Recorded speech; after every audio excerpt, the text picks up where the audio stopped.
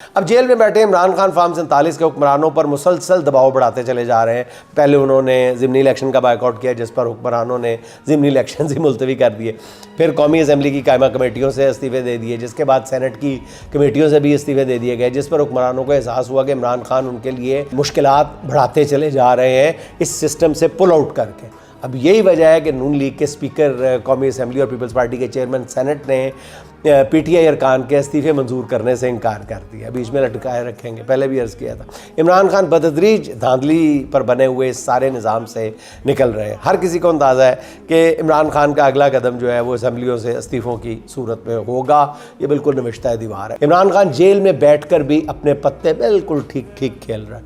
यही वजह है कि इमरान खान के बयानात और मुलाकातें रोकने के लिए पंजाब हुकूमत ने GHQ हमला केस के जेल ट्रायल का नोटिफिकेशन वापस ले लिया।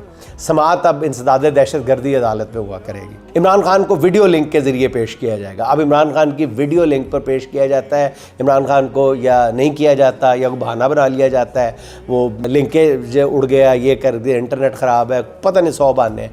बहरहाल मुलाकातें भी सिर्फ एक दिन कभी होती हैं, आप देखते हैं कि कभी नहीं होती। लेकिन अब ये तय है कि इमरान खान ने हुक्मरानों की अभी तक मत मारी हुई है, और ये मत मारने का सिलसिला जो है नून लीग वालों की ये जारी रहेगा। इमरान खान मत मारने की स्पीड में कोई कमी नहीं लाएगा।